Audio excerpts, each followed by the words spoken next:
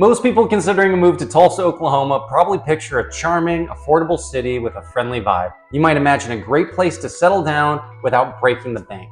But what if I told you that sometimes real estate agents might not be giving you the full picture about our fantastic city? They might even inadvertently highlight the things that could completely change your mind about moving here. In this video, I'm going to pull back the curtain and answer 3 crucial questions. After helping countless families relocate to Tulsa, I've seen it all, the good, bad, and yes, sometimes the ugly. I've been in the trenches, I've got my hands dirty, so I'm going to give you the unvarnished truth. So let's dive in.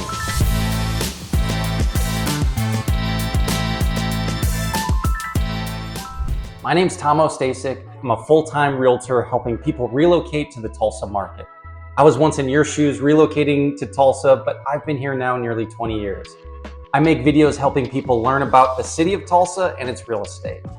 Now on to what agents typically don't tell you, the hidden costs and the real estate market nuances. So let's kick things off with what seems like the most obvious draw to Tulsa. It's affordability, especially when it comes to housing. Yes, owning a home here and chasing that American dream is undeniably easier than so many places across the country. However, there are things that might catch you off guard, things that don't always factor in, such as property taxes. Oklahoma generally has lower property taxes than the national average. Tulsa's effective property tax rate can be higher than the state median. It's not a state income tax, but it's where homeowners often feel the pinch. You absolutely must factor these in. A homestead exemption can offer some relief, so make sure to file that if Tulsa becomes your primary residence. Home insurance. I get this question about home insurance rates all the time from out-of-state buyers. Even doing the research for this video, I came across claims that our average home insurance rates are something like $5,000 a year. That is wild. I have not seen crazy rates like that for any of my clients in and around Tulsa. The only time I've seen crazy rates are for floodplain properties. Rates have been going up, but that has been happening around the country. Affordability doesn't always mean better. Many moving from high-cost states see $400,000 house in Tulsa and think, wow, that would be $1 million where I'm from. While true in sentiment, you can't just impose your previous market standards. More affordable in Tulsa doesn't always mean better quality. In fact, often it doesn't. You need to be cautious and work with someone who understands the nuances of the local neighborhoods and what constitutes a quality product here. Neighborhood resale value. Not all neighborhoods are created equal. And when it comes to retaining value, a new development might seem promising, but our city is very neighborhood contingent. Your realtor needs to know which areas offer good long-term value, especially if you're only planning to stay a few years. New construction versus pre-existing homes. This is a classic debate with pros and cons for both. The best approach depends on your specific needs and priorities. It's also knowing which builders you are dealing with. I can help you navigate this, but the key is to have an experienced full-time professional guiding you. Weather and environment, Tulsa's wild side. Now let's talk about the weather and environment. This is one of the biggest considerations for people, and it can be chaotic. We're in Oklahoma, and that means rapid temperature changes. It can be 40 degrees in March one day and 80 degrees the next. While generally, Tulsa is far enough north to avoid extremely long periods of summer heat and far enough south to miss the harshest winter cold. But don't underestimate the extremes. Hailstorms and violent winds. This is the #1 thing you're facing. Hailstorms and violent winds are common, especially in the spring and early summer. This is the primary reason our home insurance rates are high. Roofers have a cutthroat business here because of roofs are frequently replaced. People are highly concerned about tornadoes. I get it. They do happen in Oklahoma. However, in my years here, I haven't seen an F5 monstrosity that dominates headlines and turns into daily threats. It also seems that Tornado Alley has been shifting eastward. While it's really a threat, it's not a constant terror for most residents. Wind though, beyond the storms, it's generally windy. It doesn't always bring the grit and dust of other plain cities, but the wind is a factor. You'll learn to live with it here. And lastly, about our weather, our winters can get pretty cold with frequent freezes. When that wind kicks up with freezing temperatures, it's not fun. Really, our infrastructure is not prepared for ice and snow, so we don't have as many, well, we frankly don't put salt on the roads, we put sand on the roads, and so when it's cold, things kind of shut down around here. So let's talk about what daily life is truly like, from groceries to getting around. So the general affordability. Overall, the cost of living in Tulsa is about 15% lower than the national average, making it genuinely one of the least expensive cities in the US. Gas is generally cheaper, and while some groceries might be slightly higher, utilities are usually lower. Then there's public transportation. The Tulsa Transit operates a bus system, but it's mainly effective around the university and downtown. For most residents, especially if you're not a college student focused solely on campus life, you will absolutely need a car to get around. Shopping and activities. You won't find a ton of high-end shopping malls here, but if you look for the right spots, you'll discover great local boutiques and unique shops. Tulsa has a fantastic array of attractions, from the award-winning Gathering Place, the Tulsa Zoo, the Botanical Garden, and extensive bike trails including Turkey Mountain. Moving on to the nightlife and food scene. Downtown has surely picked up since I've moved here. There's Cherry Street and Brookside, which effectively is 15th Street and Peoria. These are areas that have nightlife, bars, restaurants that you won't necessarily see by name on a map. The food scene is great and constantly evolving, ranging from local favorites to diverse cuisines. Unlike some cities, you might find the competition isn't as fierce, so some spots are hit or miss. Get recommendations. There's even a Tulsa Foodies group online.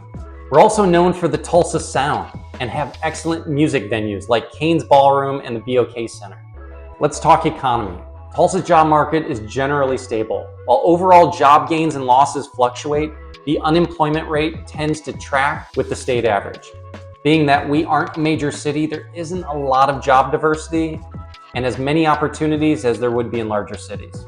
Traffic, school, and crime. These are often top of mind for everyone considering a move. Traffic. Good news, traffic in Tulsa is generally not bad at all, especially compared to major cities. You can usually get from one side of town to the other in under 20 minutes, thanks to our efficient highway loop system. While construction can slow things down, it rarely adds significant time to your commute. Drivers here are a mixed bag. Some are great, some are not, but overall, it's much less stressful commute than in many other cities. School districts. This is where things get a bit nuanced. Many people moving to Tulsa with families look towards a suburban districts like Jenks, Bixby, Broken Arrow, Owasso. These are highly rated, often with A or A- niche grades for public school. However, they may come with different property tax structures than within the Tulsa Public School District itself. Notably, Tulsa public schools have faced scrutiny regarding student proficiency rates and how funding is allocated. The path of progress for new development and highly ranked schools tends to be in the surrounding suburban areas. Crime rates. The truth about crime in Tulsa is that while it exists, overall crime rates have actually been declining, with a notable decrease in violent crimes. If you ever watched that TV show Live PD, Tulsa was frequently featured. Not the best advertisement for Tulsa. We do have areas and individuals who deserve to be featured on that show. Although, when you look at the data, you'll see that crime tends to be more centralized in certain areas.